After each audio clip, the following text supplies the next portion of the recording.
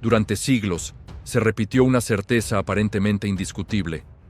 Los vikingos fueron un solo pueblo, con una sola identidad y un único destino marcado por la guerra. Pero, ¿qué ocurre cuando la historia demuestra que esa idea fue una simplificación peligrosa? ¿Y si el verdadero legado vikingo no se encuentra en las batallas, sino en los caminos divergentes que eligieron cuando el mundo parecía terminar? El norte nunca habló con una sola voz. Nunca tuvo un solo rostro. Bajo el mismo cielo gris, más allá de los fiordos y los bosques que dieron origen al nombre vikingo, existieron decisiones que no todos se atrevieron a tomar, decisiones que no prometían botín inmediato ni gloria rápida. Decisiones que llevaban hacia territorios donde el mapa se desdibujaba y el futuro dejaba de ser una promesa. Allí, donde el océano Atlántico Norte se vuelve más oscuro y la línea del horizonte parece disolverse, nacieron tres mundos distintos. No como copias de una misma cultura, sino como respuestas extremas a una misma herencia. Islandia, Groenlandia y las Islas Feroe no fueron simples extensiones del mundo nórdico. Fueron pruebas, experimentos de supervivencia, escenarios donde la identidad vikinga fue empujada hasta sus límites más profundos. Comprender estos tres caminos no es solo un ejercicio histórico, es una forma de entender cómo las sociedades humanas reaccionan cuando las estructuras tradicionales dejan de funcionar, cuando el poder centralizado se vuelve opresivo, cuando la tierra conocida ya no ofrece futuro. En un mundo contemporáneo marcado por migraciones, crisis climáticas y fracturas culturales, estas historias antiguas resuenan con una claridad inquietante. Este es un relato sobre decisiones irreversibles, sobre comunidades que eligieron el exilio voluntario antes que la sumisión, sobre la transformación de una cultura que entendió que sobrevivir no siempre significaba conquistar, sino adaptarse. Para entender por qué estos tres mundos existieron, es necesario regresar al origen del impulso vikingo, no al mito, sino al contexto real. A una Escandinavia fragmentada, donde la tierra era limitada, la población crecía y las antiguas estructuras tribales comenzaban a ser reemplazadas por reinos en formación, reyes que exigían lealtad absoluta, sistemas de poder que reducían la autonomía de clanes enteros. Durante ese proceso, muchos vikingos no buscaron expandirse por ambición, sino por necesidad. Navegar no fue una aventura romántica, fue una solución. El mar ofrecía lo que la tierra ya no podía garantizar: espacio, recursos y la posibilidad de empezar de nuevo. Pero no todos los viajes tuvieron el mismo propósito. Algunos buscaban comercio, otros saqueo, y unos pocos, algo mucho más radical: escapar por completo del mundo que estaban haciendo en Europa. El océano Atlántico Norte no era una ruta establecida. Era una frontera viva, cambiante, impredecible. Cruzarlo implicaba romper con todo lo conocido, abandonar redes familiares, tradiciones locales y jerarquías emergentes. Quien se internaba en esas aguas no solo se desplazaba en el espacio, cambiaba su relación con el poder, la ley y la comunidad. Fue en ese contexto donde surgieron los tres grandes caminos del norte, tres direcciones distintas impulsadas por una misma raíz cultural, pero moldeadas por entornos radicalmente diferentes. Cada uno de estos lugares exigió sacrificios únicos y ofreció lecciones que no podían aprenderse en ningún otro sitio. Islandia representó la huida del rey. Groenlandia, la renuncia a la guerra. Feroe, la apuesta absoluta por la comunidad. Estos no fueron destinos planeados con precisión. Fueron decisiones tomadas al borde del miedo, la esperanza y la incertidumbre. Decisiones que, con el paso de las generaciones, transformaron profundamente lo que significaba ser vikingo. Antes de que existieran mapas detallados, antes de que estas tierras fueran comprendidas o dominadas, ya estaban habitadas por una idea poderosa: que el fin del mundo no siempre es un lugar físico, sino un punto donde las viejas reglas dejan de funcionar. Y cuando ese punto se alcanza, solo quedan dos opciones: adaptarse o desaparecer. Islandia. Cuando la ley reemplazó al rey, Islandia no fue un refugio cómodo. No fue una tierra generosa ni una promesa fácil. Fue, desde el primer momento, una advertencia. Una isla joven, aún inestable, surgida del choque entre fuerzas que no admitían negociación. Fuego oculto bajo la roca oscura. Hielo avanzando lentamente desde las montañas. Ríos que nacían violentos y cambiaban de curso sin aviso. Nada allí parecía diseñado para recibir asentamientos humanos permanentes. Sin embargo, para ciertos vikingos, esa hostilidad no fue un límite. Fue precisamente el motivo para quedarse. Allí donde la tierra parecía rechazar al hombre, ellos vieron una posibilidad que no existía en ningún otro lugar: comenzar sin amos. Quienes navegaron hasta Islandia no eran los más poderosos de sus tierras de origen, tampoco los más obedientes. Muchos huían de conflictos interminables, de venganzas heredadas que se transmitían como una maldición de generación en generación, de reyes que comenzaban a exigir lealtad absoluta. En Escandinavia, el poder se estaba concentrando. Las antiguas estructuras tribales cedían ante monarquías emergentes. La autonomía de los clanes se reducía. La libertad de decidir se volvía cada vez más estrecha. Para estos hombres y mujeres, quedarse significaba aceptar un futuro donde la voluntad individual sería absorbida por una autoridad lejana. Marcharse, en cambio, implicaba arriesgarlo todo a cambio de una posibilidad incierta. Islandia no ofrecía seguridad. Ofrecía algo más peligroso: libertad sin garantías. Islandia ofrecía algo radical: la ausencia total de autoridad central. No había rey esperando tributo. No había ejército imponiendo orden. No había una tradición establecida que dictara quién mandaba y quién obedecía. Lo único presente era la tierra, y la certeza absoluta de que nadie sobreviviría allí sin acuerdos claros y duraderos. Desde los primeros asentamientos, quedó evidente que la violencia descontrolada no era una opción viable. El entorno no toleraba guerras internas prolongadas. Cada enfrentamiento debilitaba a comunidades ya frágiles. Cada muerte innecesaria era una pérdida que podía condenar a todos durante el invierno siguiente. Allí, donde cada mano contaba, matar a un rival no era una victoria. Era una amenaza para la supervivencia colectiva. Así comenzó a gestarse una transformación silenciosa, casi imperceptible para quienes la vivían. En lugar de consolidar poder a través de la fuerza, los colonos islandeses empezaron a construir autoridad mediante la palabra. La ley no surgió como una imposición vertical, sino como un acuerdo horizontal. No fue creada para dominar, sino para evitar el colapso.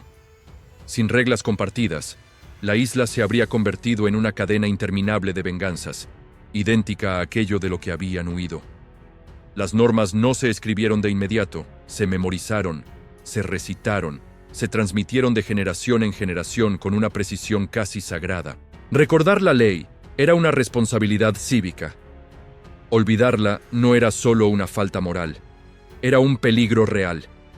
En una tierra donde la naturaleza podía borrar asentamientos enteros, el orden dependía de la memoria humana. Con el tiempo, las asambleas se convirtieron en el corazón de la vida social. Allí se resolvían disputas, se dictaban sentencias, se negociaban compensaciones y se restauraba el equilibrio cuando la violencia amenazaba con reaparecer. No existía un poder absoluto. Nadie podía imponer su voluntad sin enfrentar el juicio de los demás. Cada decisión emergía de un delicado equilibrio entre prestigio, reputación y consenso. El honor, en Islandia, comenzó a redefinirse de forma profunda. Ya no se medía únicamente por la capacidad de infligir daño, sino por la habilidad de sostener la palabra dada, incluso cuando nadie observaba. La reputación se convirtió en una forma de riqueza invisible. Perderla podía ser tan devastador como perder tierras o ganado. La vergüenza pública era una sanción poderosa, porque en una sociedad pequeña nadie podía esconderse. Todo se recordaba. Todo se transmitía. La violencia no desapareció. Seguía presente, latente, como una posibilidad constante, pero fue encauzada, regulada, observada por una comunidad que entendía que cada acto tenía consecuencias que se extendían mucho más allá del momento inmediato. Un solo error podía encender conflictos que durarían generaciones. En este contexto, las sagas adquirieron un papel central. No eran simples relatos para entretener durante los inviernos interminables. Eran archivos de memoria colectiva. A través de ellas, se recordaban conflictos pasados, errores cometidos, alianzas rotas y decisiones que habían llevado a la ruina o a la supervivencia. Cada historia funcionaba como advertencia.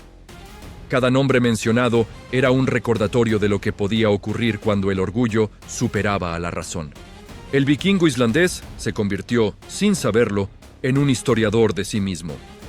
Narrar el pasado era una forma de gobernar el presente. Mantener viva la memoria era la única defensa contra la repetición de tragedias. En un entorno donde el paisaje cambiaba constantemente, donde la lava podía cubrir campos enteros y el hielo podía aislar comunidades durante meses, la historia oral se volvió el ancla más firme. La relación con la tierra transformó también la mentalidad colectiva. El suelo volcánico no siempre ofrecía cosechas estables. El clima imponía largos periodos de oscuridad y escasez. La autosuficiencia absoluta era imposible. Ninguna familia podía sobrevivir sola. La cooperación dejó de ser una virtud moral abstracta y se convirtió en una estrategia vital. Cada familia dependía de otras. Cada asentamiento formaba parte de una red frágil, sostenida por acuerdos tácitos y por la certeza compartida de que romperlos podía ser fatal. La desconfianza absoluta no tenía lugar en Islandia, tampoco la obediencia ciega. Allí, el mundo vikingo aprendió una lección inesperada y profundamente transformadora: que el poder no necesitaba un trono para existir, que el orden podía sostenerse sin un rey, que la ley, cuando era compartida, recordada y respetada por todos, podía ser más fuerte que cualquier espada. Este modelo no fue perfecto. Estuvo marcado por tensiones constantes, venganzas que nunca desaparecieron del todo y conflictos que, en ocasiones, estallaron con violencia. Pero funcionó. Funcionó lo suficiente como para sostener generaciones enteras en una de las tierras más hostiles del Atlántico Norte. Islandia no convirtió a los vikingos en pacíficos, los convirtió en responsables. Y en ese cambio silencioso, casi invisible desde el exterior, se gestó una de las transformaciones sociales más profundas del mundo medieval. Una transformación que demostró que incluso una cultura forjada en la guerra podía reinventarse cuando el entorno no ofrecía otra alternativa que cambiar o desaparecer. Groenlandia. Donde la guerra dejó de tener sentido, más allá de Islandia, el océano se volvía más oscuro, más silencioso, más implacable. Navegar hacia el oeste significaba abandonar incluso la frágil seguridad que ofrecía la Isla del Fuego. Groenlandia apareció primero como una promesa engañosa.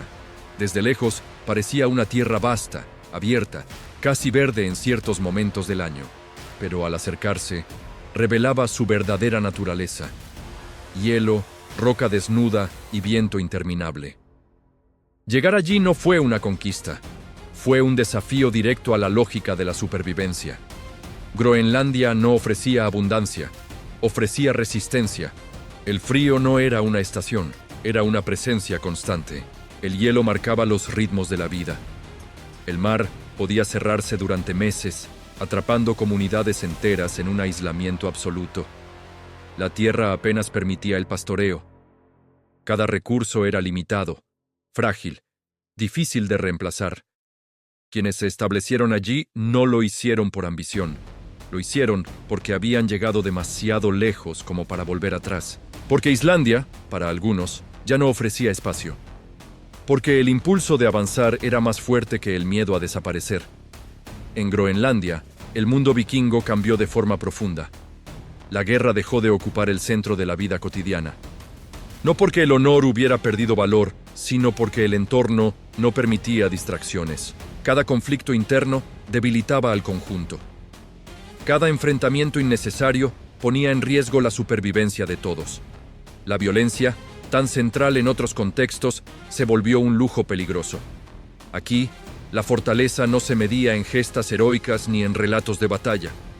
Se medía en resistencia. en la capacidad de soportar un invierno más, de conservar suficientes animales vivos, de mantener encendido el fuego cuando todo alrededor parecía diseñado para extinguirlo. El vikingo groenlandés aprendió a guardar silencio. Aprendió a observar el cielo, el hielo, los movimientos del mar. Aprendió a esperar. El orgullo dejó de expresarse en gestos grandiosos. Se volvió interno, contenido, casi invisible. Sobrevivir era la mayor prueba de carácter. No había público para la gloria. No había bardos cantando hazañas. Solo testigos silenciosos del esfuerzo diario. Las comunidades eran pequeñas, cerradas, casi herméticas. Todos se conocían. Todos dependían de todos. La cooperación no era una virtud moral abstracta. Era una necesidad biológica. Sin ella, no había futuro. Cada error individual podía arrastrar al grupo completo hacia el colapso. La identidad se volvió austera. No había espacio para excesos ni para disputas prolongadas. Las decisiones se tomaban con cautela extrema. Cada recurso se repartía con precisión. Cada pérdida se sentía de forma inmediata. El margen de error era mínimo. La naturaleza no ofrecía segundas oportunidades. El contacto con el exterior era raro y peligroso. Cuando llegaban barcos, traían noticias de un mundo que parecía moverse en otra dirección. Nuevas rutas comerciales, nuevas religiones, reinos más fuertes, conflictos lejanos. Pero Groenlandia permanecía inmóvil, atrapada entre el hielo y el mar, como si el tiempo se hubiera ralentizado solo para ellos. Ese aislamiento tuvo un precio profundo. Las generaciones crecieron con menos vínculos externos, menos intercambio y menos capacidad de adaptación a cambios globales. Lo que al principio había sido una fortaleza, vivir al margen del poder central, comenzó a convertirse en una fragilidad silenciosa. El mundo avanzaba. Groenlandia resistía, pero resistir no siempre es suficiente. Aquí, incluso los dioses parecían distantes. No había grandes templos ni celebraciones fastuosas. La espiritualidad se volvió íntima, silenciosa, marcada por la aceptación de un destino incierto. No se pedía gloria eterna, se pedía sobrevivir un año más. La fe no prometía victoria, solo resistencia. La fama no viajaba lejos, apenas cruzaba el fiordo. No había espacio para la leyenda duradera, solo para la memoria breve. Cada amanecer era una victoria discreta. Cada invierno superado, un acto de desafío contra un mundo que parecía no quererlos allí. Con el paso del tiempo, las señales de agotamiento comenzaron a acumularse. Las rutas comerciales se debilitaron. Los contactos con Europa se volvieron esporádicos. Los recursos escasearon aún más. El aislamiento, que alguna vez había protegido a la comunidad, empezó a cerrarse como una trampa. Las decisiones correctas del pasado ya no garantizaban un futuro. No hubo una gran catástrofe final. No hubo una batalla que marcara el final. Los asentamientos se fueron apagando lentamente. Las granjas quedaron vacías. Las voces se extinguieron una a una. El hielo reclamó lo que siempre había prometido reclamar. Groenlandia no fue derrotada por un enemigo externo. Fue vencida por el paso del tiempo y por un mundo que cambió más rápido de lo que podía adaptarse. Y aún así, su historia no fue un fracaso. Groenlandia demostró que el espíritu vikingo podía existir incluso cuando la guerra dejaba de tener sentido. Que la verdadera fortaleza no siempre se manifiesta en la conquista, sino en la permanencia silenciosa frente a fuerzas imposibles de dominar. Allí, en el borde del mundo conocido, los vikingos aprendieron una lección dura y definitiva: que sobrevivir no siempre significa triunfar, pero resistir, incluso sin gloria, también es una forma de dignidad. Feroe. Sobrevivir juntos o desaparecer. Entre el fuego inestable de Islandia y el hielo implacable de Groenlandia, emergía un tercer camino. No tan extremo a primera vista, no tan definitivo en apariencia, pero igual de exigente. Las Islas Feroe no imponían su dureza de forma inmediata, la revelaban con el tiempo. Un archipiélago fragmentado, rodeado por un mar que nunca ofrecía certezas. Tierra limitada, horizontes cortos, vientos constantes que parecían no descansar jamás. Aquí, la amenaza no era un evento extraordinario, era una condición permanente. En las Feroe, el mar lo era todo. Era camino y frontera, sustento y riesgo, promesa y sentencia. Cada salida en barco implicaba una negociación silenciosa con fuerzas imposibles de controlar. Las tormentas podían surgir sin aviso. El viento cambiaba de dirección en cuestión de minutos. El océano no distinguía entre experiencia y error. No recompensaba la valentía. Solo castigaba la imprudencia. Quienes se establecieron allí entendieron pronto una verdad fundamental. Nadie sobrevivía solo. Las comunidades feroesas eran pequeñas, íntimas, profundamente interdependientes. Cada individuo tenía un valor incalculable. Perder a un navegante experimentado, a alguien que conociera bien las corrientes, o a quien supiera interpretar los cambios del cielo, podía desequilibrar a toda la comunidad. La fragilidad no era una idea abstracta, era una realidad diaria. Por eso, la cooperación no fue una elección moral, fue una ley absoluta. Las disputas existían, como en cualquier sociedad humana, pero no se permitía que crecieran sin control. La memoria colectiva estaba llena de ausencias, de nombres que no regresaron del mar, de familias incompletas. Cada conflicto interno era evaluado no solo por su justicia, sino por su impacto en la supervivencia común. El vikingo feroés desarrolló una mentalidad distinta, no menos valiente, más consciente. Sabía cuándo arriesgar y cuándo esperar.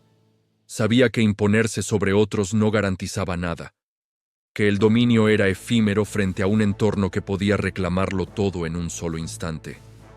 La prudencia no era debilidad, era inteligencia acumulada. La vida estaba marcada por rituales compartidos, no como expresiones de poder, sino como mecanismos de cohesión. Canciones transmitidas de generación en generación. Relatos repetidos no para glorificar el pasado, sino para procesar la pérdida constante. Cada historia recordaba a quienes se habían ido y advertía a quienes permanecían. Aquí, la memoria no celebraba la conquista, recordaba la ausencia. Cada generación crecía sabiendo que el mar podía reclamarlo todo. Y aún así, salía a enfrentarlo. No por ambición ni por gloria, por necesidad, por continuidad, porque quedarse inmóvil también significaba desaparecer. La identidad feroesa se construyó sobre el equilibrio. No un equilibrio ideal, sino uno frágil, siempre a punto de romperse. El error no se castigaba con orgullo herido, sino con consecuencias reales. La comunidad aprendió a anticipar, a corregir, a sostenerse incluso cuando la pérdida parecía inevitable. A diferencia de otros mundos vikingos, aquí la ley no fue el eje central. Tampoco lo fue la resistencia silenciosa. En las Feroe, el núcleo fue la comunidad misma. La certeza de que existir solo tenía sentido si era compartido. El individuo no desapareció, pero nunca estuvo por encima del conjunto. Cada decisión personal se evaluaba en función de su impacto colectivo. Cada acto era observado no desde la moral abstracta, sino desde la supervivencia concreta. Esa mirada constante no anulaba la libertad, la redefinía. El tiempo pasó. Las generaciones cambiaron. El mundo exterior avanzó con nuevas rutas, nuevas estructuras de poder, nuevas creencias. Las Feroe también cambiaron, pero lo hicieron sin romper su núcleo. Absorbieron influencias externas con cautela. Adaptaron tradiciones sin perderlas por completo. No hubo una edad dorada idealizada. No hubo una caída abrupta. Hubo continuidad. Imperfecta. Vulnerable, pero real. En las Feroe, el espíritu vikingo encontró una de sus formas más sobrias y profundas. No como conquista, no como imposición, sino como resistencia compartida. Como la decisión diaria de permanecer cuando todo parecía indicar que marcharse sería más fácil. Allí, rodeados por un mar que nunca prometía estabilidad, los vikingos aprendieron que la supervivencia no siempre depende de la fuerza ni de la ley, sino de algo más difícil de sostener: la responsabilidad mutua. Porque en las Feroe, La verdad fue simple y brutal desde el inicio. O sobrevivían juntos, o no sobrevivía nadie. 3 mundos, una misma llama. Islandia, Groenlandia y las Islas Feroe no fueron copias de un mismo mundo extendido en distintas direcciones. Fueron respuestas distintas a una misma herencia ancestral. 3 caminos nacidos del mismo impulso, moldeados por entornos que no perdonaban el error y por decisiones que no admitían marcha atrás. En Islandia, el mundo vikingo miró hacia la ley y la memoria. Allí, el poder dejó de concentrarse en una figura única y se dispersó en la palabra compartida. La violencia no desapareció, pero fue contenida por acuerdos, reputaciones y un profundo respeto por la historia colectiva. Islandia demostró que una sociedad podía sostenerse sin rey cuando la memoria era fuerte y la ley pertenecía a todos. En Groenlandia, la mirada se volvió hacia la resistencia silenciosa. Allí, la guerra perdió sentido frente a un entorno que exigía toda la atención. La gloria se volvió irrelevante. El honor se midió en persistencia. Groenlandia enseñó que la fortaleza no siempre se manifiesta en la expansión, sino en la capacidad de permanecer cuando todo parece empujar hacia la desaparición. En las Feroe, el eje fue la comunidad. Allí, el individuo nunca estuvo por encima del conjunto. El mar impuso una verdad ineludible: nadie sobrevive solo. La identidad se construyó sobre la cooperación, la prudencia y la responsabilidad mutua.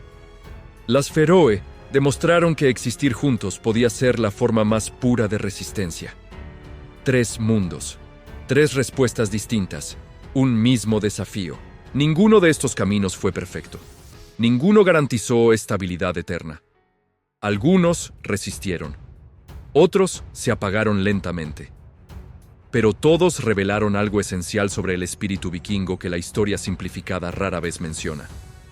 Antes de ser conquistadores, fueron sobrevivientes. Antes de ser temidos, aprendieron a adaptarse. Antes de imponer su fuerza, tuvieron que enfrentarse a entornos que no podían dominar. El mundo suele recordar a los vikingos por sus incursiones, por sus barcos y por el miedo que despertaron en costas lejanas.